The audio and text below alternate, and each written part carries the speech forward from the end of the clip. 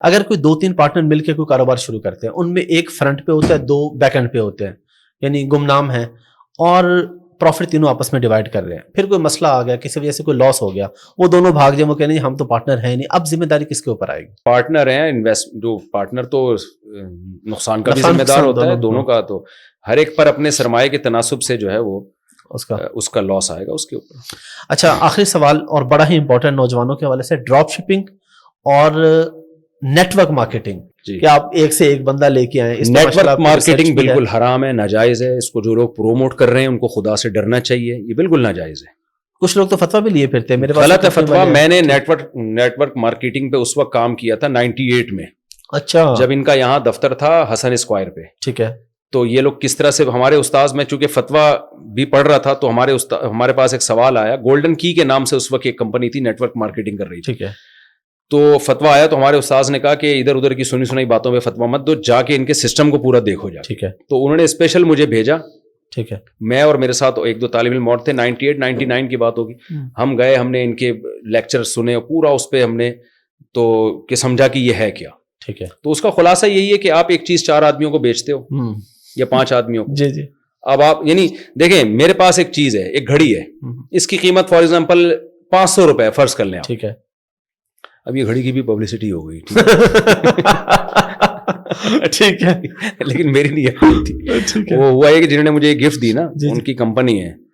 تو ایسے میں انٹرویو دے رہا تھا تو وہ ایک نیچے کمنٹس کیے ہوئے تھے, یار یہ آپ نے فلاں کمپنی گھڑی ہوئی. تو جنہوں نے گفٹ دی, میں نے کہا دیکھ لو بھائی, فری پھوکٹ میں آپ کی مارکیٹنگ, میری نیت نہیں تھی, مارکیٹنگ ہو گئی. اچھا خیر, تو اس کا اب میں گھڑی بیچنا چاہتا ہوں, مجھے پتا ہے 500 روپے کی ہے مارکیٹ میں, فرض کریں. ٹھیک ہے.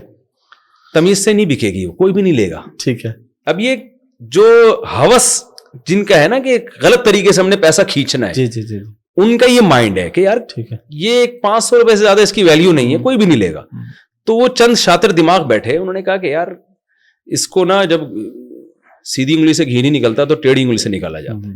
انہوں نے کیا کیا, یار یہ 4 آدمیوں کو ہم بیچتے ہیں, بولتے ہیں کہ یہ ہم سے خریدو. ان کو ہم ایک آفر کرتے ہیں کہ ہم نے تو تم چاروں کو یہ پہنا دی ہے. کوئی بھی چیز نے پہنانا, جو کراچی کی اصطلاح ہے, ٹھیک ہے, اس معنی میں پہنا دی. اب ہم تمہیں لالچ یہ دیتے ہیں کہ تم نے بھی ہر ایک شخص نے 4 کو پہنا دی نا, تو ان کا کمیشن بھی تمہیں ملے گا. ٹھیک ہے. یہ شرطی فاسد ہے. ٹھیک ہے.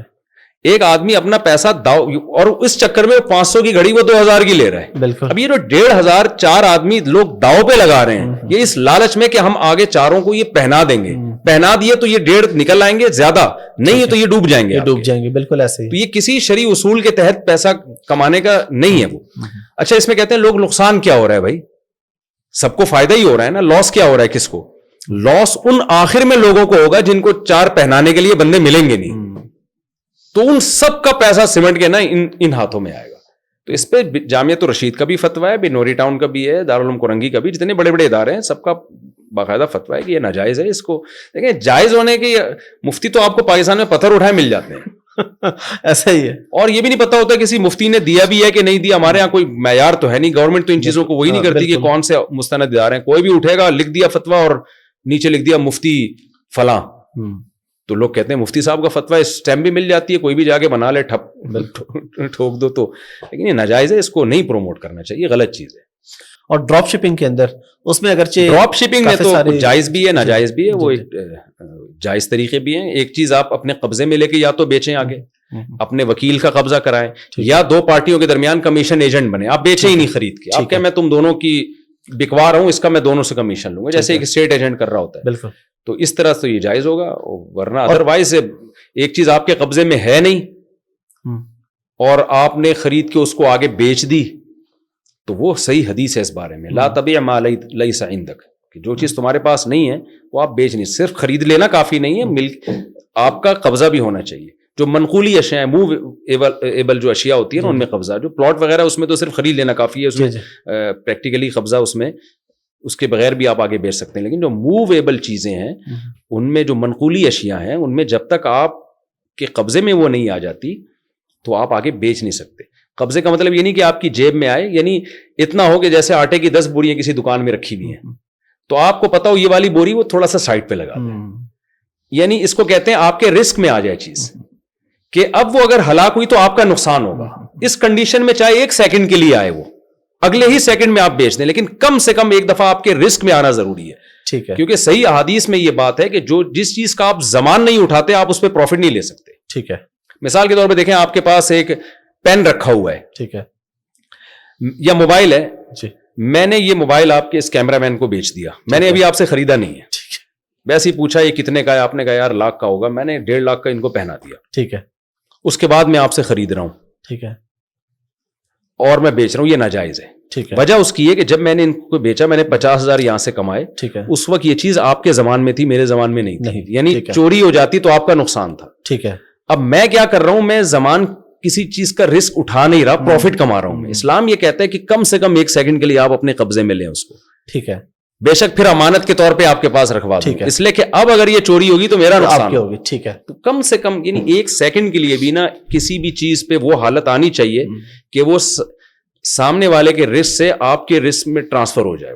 ٹھیک ہے, تو جب اتنی حیثیت میں آ گیا تو اس کے بعد پھر آپ اس پہ آگے پروفٹ لے سکتے ہیں. تو ڈراپ شپنگ میں ایک اور آسانی یہ ہو سکتی ہے, ایک تو کمیشن ایجنٹ بنے, بالکل, یا آپ اپنے نمائندے سے قبضہ کروا لیں.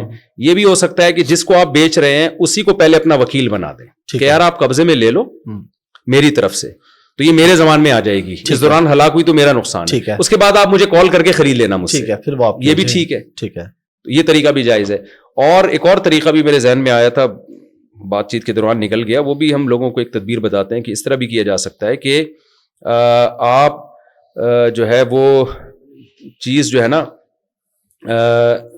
وعدہ کر لیں بیچنے کا. ہاں ٹھیک ہے, بیچے نہیں, ٹھیک ہے, آپ کمپنی سے کہیں کہ بھائی مجھے کتنے کا دو گئی, ایک اندازہ ہو گیا, پھر سامنے والے سے کہتے ہیں میں یہ دے دوں گا آپ کو. ٹھیک ہے, ٹھیک ہے, یعنی بیچے نہیں, بیچنے کا وعدہ کریں. ٹھیک ہے, تو اس پہ پھر اس سے پہلے آپ بائی ناؤ اس کو وکیل بنا کے اس کا قبضہ کروا لیں یا خود قبضہ کر لیں. ٹھیک ہے, جیسے ہم میڈیکل والے سے کہتے ہیں یار یہ میڈیسن چاہیے ہمیں, وہ کہتے ہیں نہیں ہے, تو وعدہ کر لیتا ہے کل لے لینا مجھ سے, لیکن وہ کہتا ہے بھائی لینی ہے کیونکہ میں منگوا کے آؤں گا. بالکل ٹھیک ہے, تو وہ بیچی نہیں ہوتی, بیچنے کا وعدہ ہوتا ہے.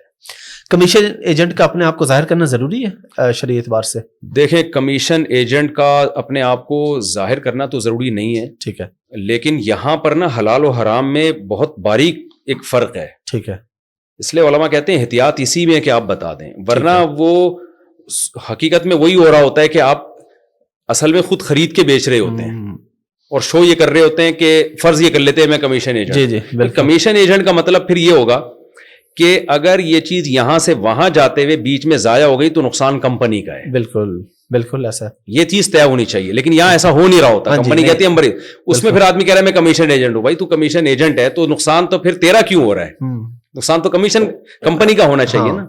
تو یہ پھر وہ ہلا ہوگا جو ناجائز ہوگا. تو کمیشن ایجنٹ کا مطلب پھر کمپنی کو بتا دو بھائی میں بیچ نہیں رہا, میں آپ کی چیز بکوا رہا ہوں, اس دوران بیچ میں اگر کوئی ضائع ہو گئی نا تو یہ آپ کا نقصان ہے. میں تو کمیشن جیسے پلاٹ میں اسٹیٹ ایجنٹ کر رہا ہوتا ہے, پلاٹ پہ قبضہ نکل گیا اسٹیٹ ایجنٹ کا تھوڑی نقصان ہوتا ہے اس میں. تو کمیشن ایجنٹ بنے گا تو پھر سچی مچی بے شک اس کو بتائے نہیں, وہ کمیشن ایجنٹ ہوں میں یہ بتائے نہیں, لیکن یہ طے ہونا چاہیے کہ یہ چیز اگر ہلاک ہو گئی تو میرا کوئی نقصان نہیں, میں صرف کمیشن ایجنٹ ہوں. ٹھیک ہے مفتی صاحب, بہت شکریہ آپ کے ٹائم کا.